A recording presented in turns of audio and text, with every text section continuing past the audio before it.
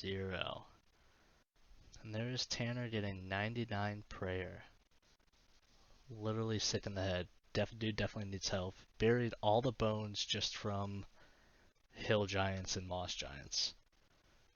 Madman. What's going on, gamers? Having another progress video since we're coming up on the end of the year and all, and it's been a couple months since I last made one of these. So last time you saw me, I had just finished my 99 range grind at ogresses. And so from that, I basically had a bunch of resources that needed to be used. And so since then, I've been pretty much getting to work on using those resources. So the two big things that I got were about 19,000 law runes and about 13.5 thousand nature runes. Those are really the only two drops that I was looking for from ogresses, and they are really important because they help me train a bunch of other skills, including mining, smithing, crafting, rune crafting, which then those skills help me to train melees and woodcutting, fire making. So pretty much very important that I got those runes. But basically, I've been pretty busy the last couple of months using those. I started off with just using the nature runes that I had gotten. I basically knew that I was going to be telegrabbing, and so I wanted to get at least 85 smithing out of the way, just in case, worst case scenario, my first trip, I run into the wilderness and I get PK'd. I wanted to make sure I at least was able to get a rune axe before that, so I used up the nature runes, and it just got me to 85 smithing. It got me to literally maybe 10k XP over, or not even 5k XP over 85. So I was happy about that, but then I basically went into the wilderness to telegrab, and I hated it. Oh my goodness.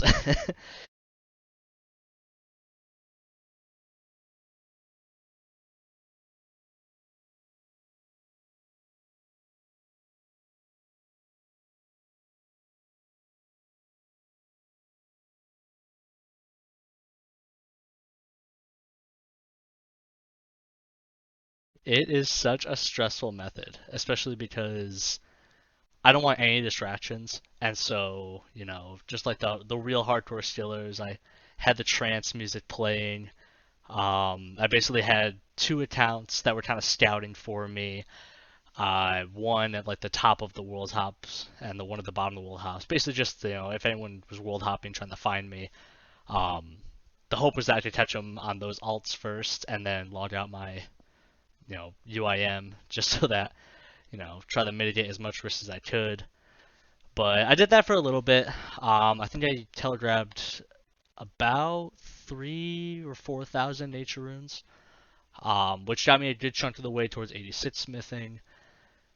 But pretty much once I got a really close PK chance, which I didn't have filmed, I decided that I wanted to try to get a couple other goals out of the way, just using the law stat that I had, trying to minimize the amount of laws I was bringing into the wilderness. And so I decided to go kind of give myself two main goals. The first being 85 crafting, and the second being 70 rune crafting. So that's kind of where I'm at right now. As you can see right here, I'm doing a crafting method called, I'm not really not called anything, but basically just instead of using the Chronicle to Varrock Southwest, I'm doing the run to the crafting guilds and then teleporting back to Falador. This is kind of a slower method. I mean, it's not too much slower from Varrock Southwest on a good day, but really the reason why I'm doing this method is, so first I tried the Chronicle of Varrock Southwest, and even though it's faster, I generally play during the peak times of the day, and because of that, I feel like I'm getting crashed all the time at Varrock Southwest. And generally, I have a pretty high mining level. I actually just got 90 mining. I was 89 for the beginning of this. And that's fun and all, but because like there are a couple other people that have like really high mining levels, and because there are people that just will arrive there while I'm at, the furnace and think that no one's there. I just feel like the amount of times I'm getting crashed and the amount of time I actually spend world hopping, especially with my internet, that it's really just not much faster than this method. And this is nice because I feel like I get crashed, maybe 5% as much as I would at Varrock Southwest. There's 6 rocks instead of 3, so it's less world hopping, so less time, trying to connect to a new world. And overall, it just feels nicer. It's just a method that I genuinely enjoy doing more. And so I think I'm going to keep on it for a little while. But yeah, basically, you saw the tiles I had marked on the way in. Because it's a method that requires like a distance that I have to run, I want to be as efficient as possible so that I'm not, like running any more than I need to. So there's actually this kind of neat method, and it's a method I found from one of the Tileman series. The series where they have to unlock like tiles only after they get a certain amount of XP. And it's basically like the fastest way between 2 points. I'll link it in the description, but it's kind of a neat method. If you're ever doing a scaling method that requires running a distance and you don't know like the exact distance by memory or the exact route by memory, it's pretty useful. And then I have a few tiles marked here actually within the rocks. This is just kind of for convenience. I think it seems like it's a little faster to do it this way than just clicking the rocks, where you actually click the you click the tile and then you click the rock, so you kind of travel a straight line up those 3 on the left. And it seems like it makes that just a little bit quicker, a little bit more efficient. But yeah, so I'm doing this method until 85 crafting, and then the plan is to at least until 70 rune crafting, doing the earth rune crafting method with the varrock teleport. And that's a method I've done it a little bit. Basically, I had 62 rune crafting going into this, and right before the crafting grind, I just trained it up to 65 rune crafting, just doing that varrock teleport method. I know I said in the earlier video that I really hate that method, and to be honest, it's not the most fun in the world. But the thing that's really nice about it is that it's very AFK. And so it's kind of one of those skills where, like, whether I'm playing other video games or I'm studying or I'm doing work or even if I'm just on mobile, it's a very easy method to do. Like, even this method I'm doing right now, which is pretty FK, doing it on mobile, especially with the world hopping, isn't the most fun. And it gets a little bit, especially kind of difficult when I'm trying to zoom in and trying to run all this distance and try to mine the rocks effectively. But especially when I just have the room pitch at the essence mine and just tap that, a couple taps up to the altar, and then just the teleport back to Varrock. It's simple, and so I'm starting to learn to enjoy how easy it is, and it gives me a bit more hope that I can eventually do the 3,400 hours it's gonna take to get 99. So yeah. That's kind of the plan for right now. In terms of plans for the future, looking a little bit beyond that, I definitely have a couple longer goals in mind, especially as 2022 comes around the corner. Big one, and it's kind of the starting one, is I want to get 70 rune crafting.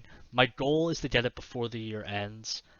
I'm not sure if I'm going to be able to do that, but I'm going to try my best, and especially with, just being on mobile and over the holidays, not really doing much except kind of hanging out with the family. I'm hoping that'll be pretty easy.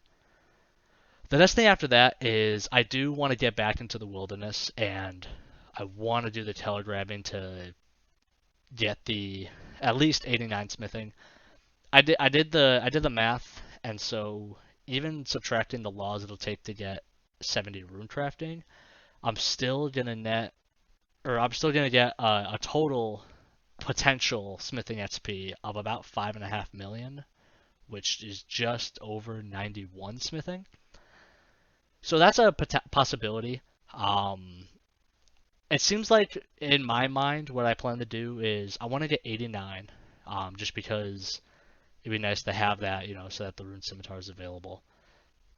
But once that's done, I'm not sure whether or not I'm going to continue to do smithing to like say 90, just base 90s would look nice, or I might just go back to crafting, maybe try to get 90 crafting since I'm going to be at 85 and it's not a horrible grind. So we'll see. Of course, I could always just get PK'd and lose it all and have a clean inventory. If that's the case, or if I just get bored and want to do something else, I have a few other things I want to do. I would like to, at some point, get 90 fishing and 92 fire making. Fishing and fishing and cooking, rather. But yeah, fishing and cooking is something that I really haven't done any of in 2021, at least not any significant gains. I think the only fishing I've done at all has been either through like clues or through like maybe just a couple like lobsters or swordfish if I was trying to do something. I don't really know. But that's kind of the goal right now.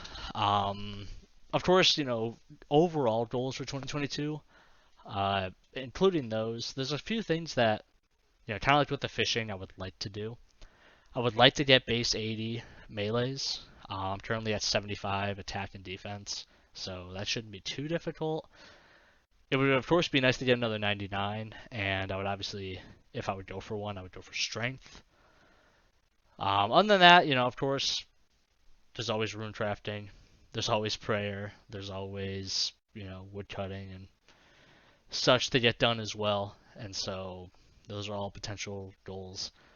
We'll try to take it how the year goes. I'm not really someone to plan too much in advance, so I'll just kind of see how I'm feeling, and I will I'll do my best to accomplish those.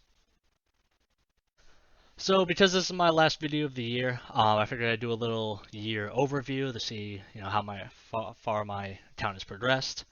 So kind of starting from the top, 725 efficient hours so far.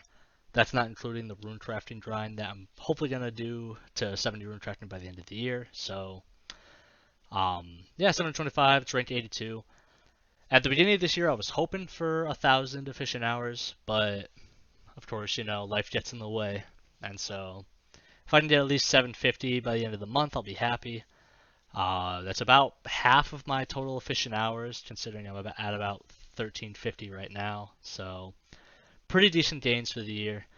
Melee's nothing significant. Same with fishing and cooking. Just, those skills I didn't really have the time to train this year.